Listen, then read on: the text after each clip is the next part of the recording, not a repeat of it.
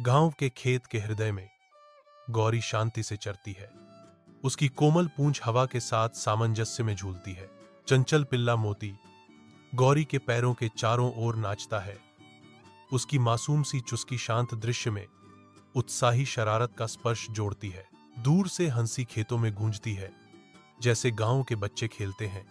उनकी आनंदित आवाजें हवा में बहती हैं। किसान लयबद्ध सटीकता के साथ काम करते हैं। उनके अभ्यस्त आंदोलनों, समर्पण और सरल जीवन का एक चित्र चित्रित करते हैं। गांव का खेत शांत सुंदरता में नहाया हुआ है, जहां प्रकृति की सद्भाव और जीवन की सादगी आपस में गुंथी हुई है।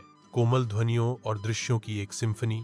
गांव का खेत शांति और शाश्वत सुंदरता की कहानियां फुसफुसाता है। गांव के खेत पर भारी बारिश होने से आसमान गहरा हो जाता है, जिससे परिचित रास्ते खतरनाक कीचड़ की धाराओं में बदल जाते हैं। गौरी की बेताब संघर्ष तेज हो जाता है, क्योंकि उसका पैर फंस जाता है।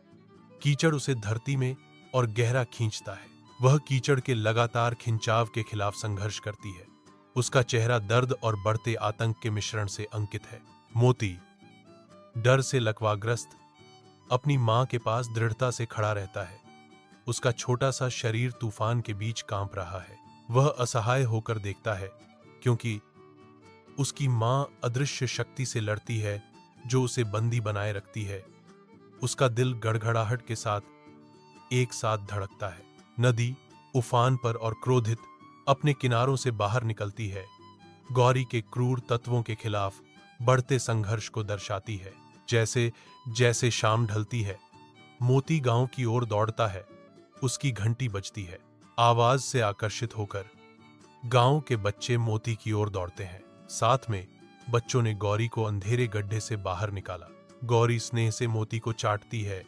उसकी कृतज्ञता स्पष्ट है, क्योंकि वह कहती है, तुम सिर्फ मेरे बेटे ही नहीं, बल्कि मेरी हिम्मत भी हो।